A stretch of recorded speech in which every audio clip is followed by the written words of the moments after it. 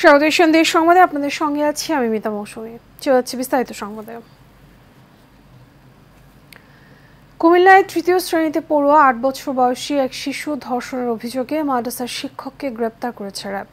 সকালে নগরীর শাকতলা এলাকায় র্যাবের কার্যালয়ে সংবাদ সম্মেলনে তথ্য জানান র্যাব ১১ সিপিসি ২ এর কোম্পানি অধিনায়ক মাহমুদুল হাসান। প্রতিদিনের ন্যায় গত ৪ জুলাই জেলার দাউদকান্দি উপজেলার খালিশা মোহাম্মদিয়া মিসবাউল উলুম মাদ্রাসার ওই শিক্ষার্থীকে মাদ্রাসার পরিচালক নাসির উদ্দিন পাটোয়ারি তার বসতঘরে ঝাড়ু দেওয়ার কথা বলে নিয়ে যায়। এ সময় বৃষ্টির কারণে লোকজন এবং তার পরিবার ঘরে না থাকার সুযোগে ওই শিক্ষার্থীকে জোরপূর্বক ধর্ষণ করে। বৃহস্পতিবার রাতে ঢাকার হাজারীবাগ এলাকা থেকে নাসির উদ্দিনকে গ্রেফতার করা হয়।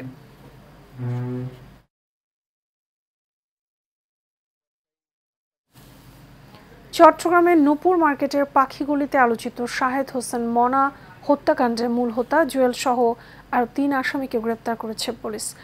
সিলেটের হবিগঞ্জ জেলার নবীগঞ্জ থানাধীন চৈতপুর এলাকা দিয়ে চোরাই পথে ভারতে পালিয়ে যাওয়ার সময় গতকাল বিকেল ৪টার সময় তাকে গ্রেপ্তার করা হয়। সংবাদ সম্মেলনে এসব তথ্য জানান উপ পুলিশ কমিশনার মোস্তাফিজুর রহমান।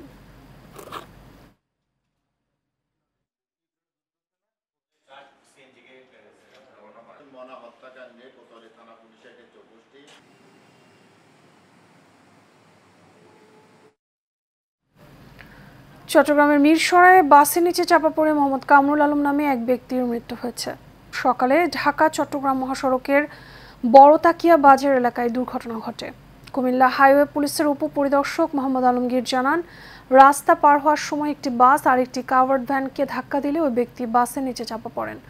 গুরুতর আহত অবস্থায় হাসপাতালে নেওয়ার পথে তার মৃত্যু হয়। কাভার্ড ভ্যান এবং বাস জব্দ করা হয়েছে।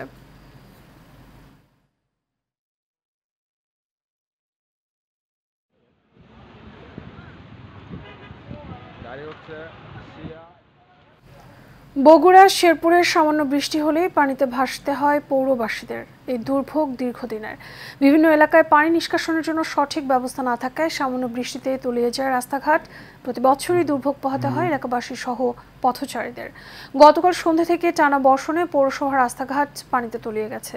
পানি নিষ্কাশনে পরিকল্পিত ড্রেনেজ ব্যবস্থা না থাকায় বৃষ্টির পানি ঢুকে পড়ে বিভিন্ন বাসাবাড়িতে। এই দুর্ভোগ থেকে রক্ষা পেতে পৌর কর্তৃপক্ষের কাছে দীর্ঘদিন ধরে দাবি জানালেও নেওয়া হয়নি কোনো ব্যবস্থা।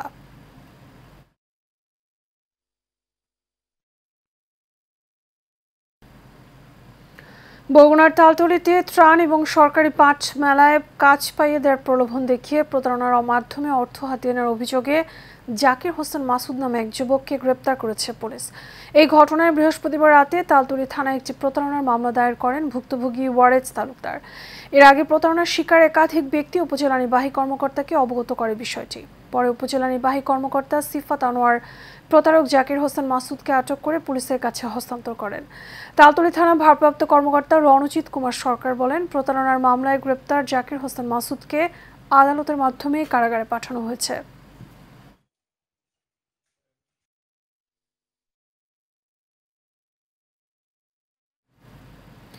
গাজীপুরের কালিয়াকৈরে কলেজ ছাত্র আলামিন হত্যা মামলার অভিযুক্ত আসামিদের দ্রুত গ্রেপ্তারের দাবিতে মানববন্ধন এবং বিক্ষোভ মিছিল হয়েছে।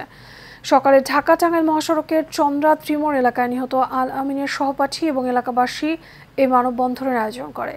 গত ৬ জুন জাতির পিতা বঙ্গবন্ধু শেখ সরকারি কলেজের দ্বাদশ শ্রেণী ছাত্রলীগের সভাপতি আলামিনকে হামলা চালিয়ে প্রকাশ্যে কুপিয়ে হত্যা করে। মানববন্ধনে বক্তারা অভিযুক্তদের দ্রুত গ্রেপ্তার করে আইনের আওতায় নিয়ে আসার দাবি জানান।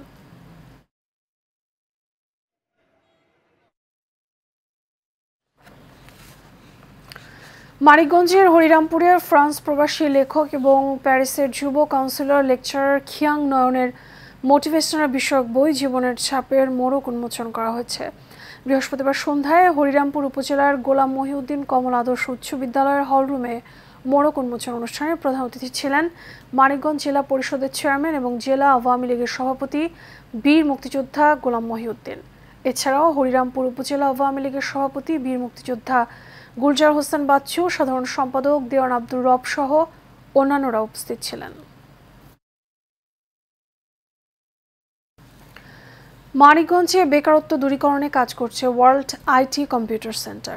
এর ধারাবাহিকতায় স্কিল ডেভেলপমেন্ট ট্রেনিং লিমিটেডের অধীন যুব উন্নয়ন, কম্পিউটার, শর্ট হ্যান্ড, ড্রাইভিং প্রশিক্ষণ, Digitech, IT training centre Al Falah computer প্রশিক্ষণ কেন্দ্রের শিক্ষার্থীদের পরীক্ষা অনুষ্ঠিত হয়েছে। সকালে সরকারি দেবেন্দ্র কলেজের নতুন ভবনে পরীক্ষা অনুষ্ঠিত হয়। এ সময় ন্যাশনাল পলিটেকনিক্যাল ইনস্টিটিউটের পরিচালক প্রকৌশলী Mohammad Faruk Hossain, Manikganj technical school and কলেজের job placement officer Khandakar Ariful Haque সহ আরও অনেকেই উপস্থিত ছিলেন। গাজীপুরে কালিয়াকৈরে বিভিন্ন কারখানায় ইটিপি প্ল্যান্ট ব্যবহার না করা এবং বিভিন্ন কারখানায় ইটিপি প্ল্যান্ট না থাকায় কলকারখানার কেমিক্যাল মিশ্রিত দূষিত পানি সরাসরি মিশে যাচ্ছে কৃষি জমি এবং কালিয়াকৈরে ঐতিহ্যবাহী মক্স মিলে, যার ফলে আবাদি কৃষি জমি তার উর্বরতা হচ্ছে নানা রকমের চর্মরোগ, ক্ষতি হচ্ছে প্রাণীজ সম্পদের। মোহাম্মদ এলওয়ার হোসেনের তথ্যচিত্রে বিস্তারিত জানাচ্ছেন শেখ ফাহিম। শিল্পাঞ্চল খ্যাত গাজীপুরে রয়েছে ছোট বড় কয়েক লাখ কারখানা। এর একটা অংশ কালিয়াকৈর উপজেলায়। কারখানা গড়ে ওঠায় এ অঞ্চলের মানুষের কর্মসংস্থান সহ জীবনমান উন্নত হলেও অধিকাংশ কারখানায় ইটিপি প্ল্যান্ট না থাকায় ক্ষতির পরিমাণই বেশি। পৌরসভার মৌচাক, চন্দ্রা, পল্লী বিদ্যুৎ, শফিপুর সহ আশেপাশের শতাধিক কারখানার দূষিত বর্জ্য ও কালো পানি সরাসরি ফেলা হচ্ছে বিভিন্ন ড্রেন ও নালায়। এসব পানি সরাসরি গিয়ে মিশছে মকস বিল ও তুরাগ নদীসহ বিভিন্ন জলাশয়ে, যার প্রভাবে প্রতিনিয়ত এসব জলাশয় হারাচ্ছে প্রাকৃতিক সৌন্দর্য। ধ্বংস হচ্ছে পরিবেশের ভারসাম্য, বাড়ছে রোগবালাই। এই মাছগুলা কি হয়, পানিতে অক্সিজেন শর্ট হওয়ার কারণে মাছগুলা মরে গেলে সব বাইসে ওঠে। বর্তমানে পানির যে অবস্থা, এই পানিতে নামা যায় না, নামলে চর্মরোগ হয়, বিভিন্ন রোগবালাই দেখা দেয়। না হয় আমাকে ধান না পাই আমরা এই বিলে একটা মাছ, আমাকে অভাব মনে করেন এই পানি অভাব দেখা দিছে। বন্ধ আমার থাকা যায় না, আমাদের ঘর বাড়ির টিন নষ্ট হয়ে যায়। তারপর দিয়ে আমাকে বাচ্চা কাচ্চা এগুলো নামতে চুলকানি, যে আমাদের পায়ে হাতে চুলকানি হয়, এই পানির জন্য আমাদের রোগ জীবাণু বেশি দেখা দেয়। পরিবেশের এমন বিপর্যয়ের ব্যাপারে সংশ্লিষ্টদের সাথে কথা বলে পরিবেশ রক্ষায় কার্যকরী পদক্ষেপ গ্রহণ করা হবে বলে জানিয়েছেন উপজেলা নির্বাহী কর্মকর্তা। আমরা পরিবেশ এবং কলকারখানা অধিদপ্তরের মাধ্যমে অভিযান পরিচালনা করব, যাতে যাদের আছে তারা নিয়মিত ব্যবহার করে এবং যাদের নেই তারা যাতে এটি স্থাপন করে। এতে আমাদের জীববৈচিত্র্য রক্ষা সহ আমাদের মকস বিলের ঐতিহ্য এবং এখানে যে মানুষরা জীবিকা নির্বাহ করে সুস্থ পরিবেশে তারা সুন্দর জীবিকা নির্বাহ করতে পারবে। শুধু আশ্বাস নয়, এ বিষয়ে দ্রুত কার্যকর পদক্ষেপ চায় স্থানীয়রা। Sheikh Fahim, Asian television. বাংলাদেশ বিক্রয় প্রতিনিধি জোটের খুলনা বিভাগীয় সম্মেলন এবং ঈদ পুনর্মিলনী অনুষ্ঠিত হয়েছে। সকালে নগরীর ১৯ নং ওয়ার্ড কমিউনিটি সেন্টারে এই সম্মেলন অনুষ্ঠিত হয়। অনুষ্ঠানের প্রধান অতিথি ছিলেন খুলনা সিটি কর্পোরেশনের মেয়র আলহাজ তালুকদার আব্দুল খালেক। সম্মেলন উদ্বোধন করেন সংগঠনের প্রতিষ্ঠাতা সভাপতি মোহাম্মদ নাজির ইমরান। অনুষ্ঠানে অন্যান্যদের মধ্যে বক্তব্য রাখেন খুলনা জেলা সমবায় অফিসার মোহাম্মদ মোস্তফা কামাল, সংগঠনের সাবেক বিভাগীয় সমন্বয়ক আলামিন হুসাইন এবং জেলা সভাপতি তুষার বারোই।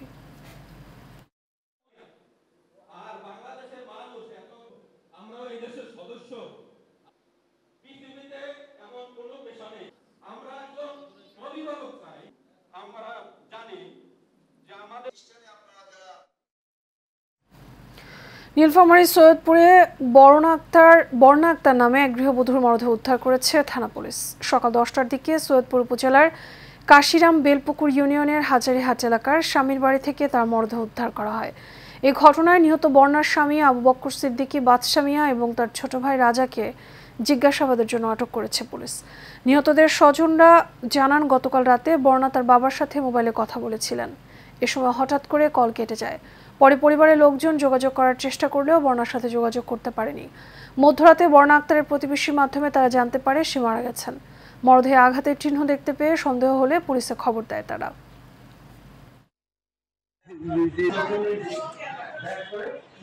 যথাসময়ে আমাদের পুলিশ চলে এসেছে, সেইখানে আমাদের টানা বৃষ্টিতে দেশে বন্যা পরিস্থিতির আবার অবনতি হয়েছে। পানি ঢুকে প্লাবিত হচ্ছে নতুন নতুন এলাকা। বন্যা দুর্গত অঞ্চলে মানুষ আশ্রয় নিয়েছেন বাঁধে এবং আশ্রয় কেন্দ্রে। এসব এলাকায় দেখা দিয়েছে বিশুদ্ধ পানির সংকট। প্রতিনিধি পাঠাও তথ্যচিত্রে বিস্তারিত জানাচ্ছেন আরভি ইসলাম হিমু।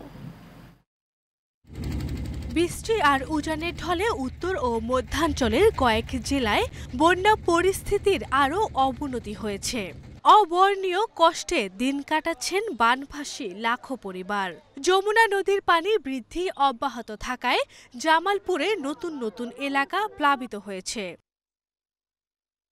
দ্বিতীয় ধাপের পানি বৃদ্ধিতে যমুনা নদীর বাহাদুর বাঁধ পয়েন্টে গত ২৪ ঘন্টায় ৬ সেন্টিমিটার বেড়ে বিপদসীমার ৫৭ সেন্টিমিটার ওপর দিয়ে প্রবাহিত হচ্ছে। বাড়ি ঘর ছেড়ে অনেকেই আশ্রয় নিয়েছেন উঁচু জায়গা কিংবা আশ্রয় কেন্দ্রে। প্রত্যন্ত এলাকাগুলোতে ত্রাণ সহায়তা না পৌঁছানোর অভিযোগও রয়েছে। ছড়াচ্ছে চর্মরোগ সহ বিভিন্ন রোগবালাই।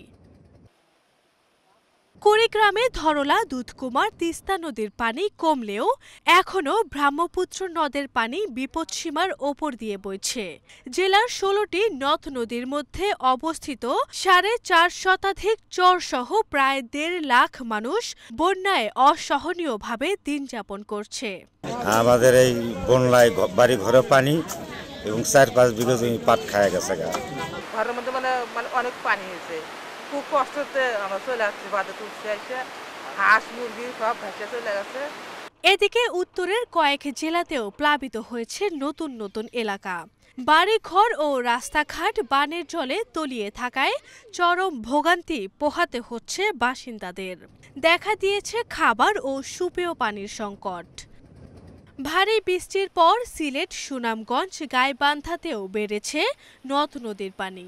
এতে ভোগান্তি বেড়েছে বানভাসীদের। রাস্তাঘাট ডুবে থাকায় স্থবির হয়ে পড়েছে জীবনযাত্রা। আরভি ইসলাম হিমু, এশিয়ান টেলিভিশন। এশিয়ান দেশ সংবাদ এ পর্যন্তই। আমাদের পরবর্তী সংবাদ দেখার আমন্ত্রণ রইল। এতক্ষণ সাথে থাকার জন্য ধন্যবাদ সবাইকে।